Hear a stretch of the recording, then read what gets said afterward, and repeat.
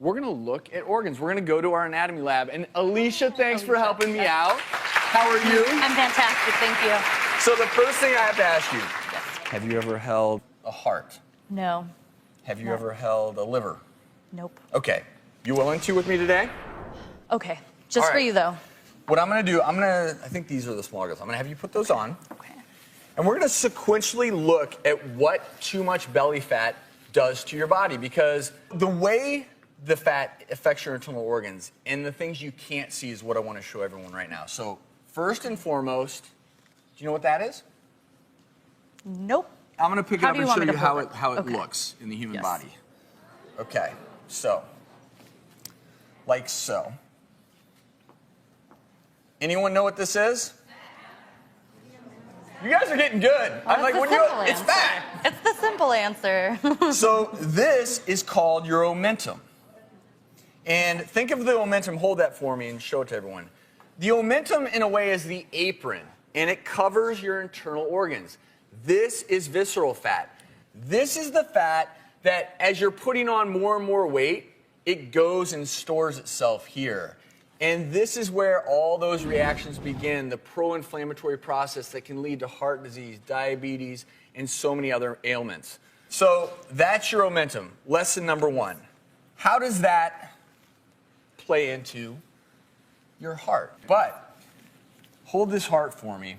This is a healthy human heart. It should be about the size of your fist. Just feel that. This is the heart of someone who took care of themselves. They were fit throughout their lives. They did not have high blood pressure. They weren't dealing with abdominal obesity. Hold this one for me. Oh my gosh. Wow. I'll hold that one up next to it just to Okay. show. But feel how heavy that is. Wow. So do you all see this? Should I open it? Yeah, open it and show people. Show people how big. This is not a muscle you want to be this big. Compare the size of that heart chamber to this one. You see the size? This muscle here is probably triple the size of what it should be. That's crazy. I don't know. And that's someone who suffered from congestive heart failure. But this isn't it. It affects other things. You know what that is? A liver? Yes, indeed. Your liver does so many things. It filters your blood. It really does have so many functions that are important to life. Now pick that one up. I'm going to hold the healthy one next to it. Believe it or not, most people think of liver disease as resulting from hepatitis infection or alcoholic liver disease, but you can develop fatty liver disease as well. Wow. And this is the end result. You feel all those nodules. Do you feel that? Yeah, it feels like a pebble path. And so this is when you get to the point where you develop something called cirrhosis, and your liver becomes extremely fibrous.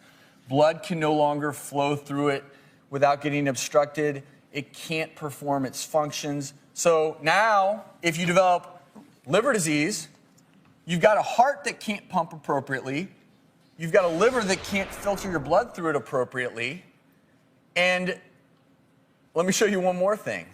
Okay. Even getting blood to your liver can be difficult because I'm going to show you what happens in your aorta.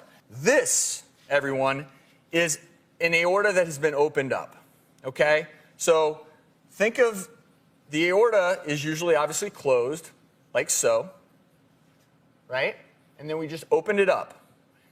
Everyone see at home and in the audience how smooth that is?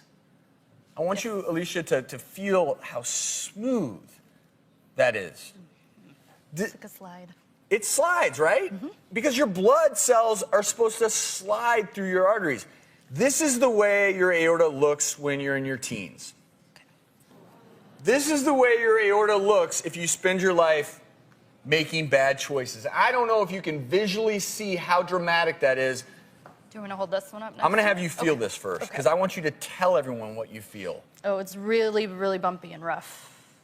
These are fatty deposits that build up over time. And if you think you're immune from this because you're too young, think again. So hold this for me. This one? Yep. Okay. Y'all see the difference? Okay, let's lay these down. We're going to go back through these. Do y'all see the difference? Do y'all see the difference? That's why I'm passionate about belly fat. Alicia, thank you so much. Thank you so much for having me.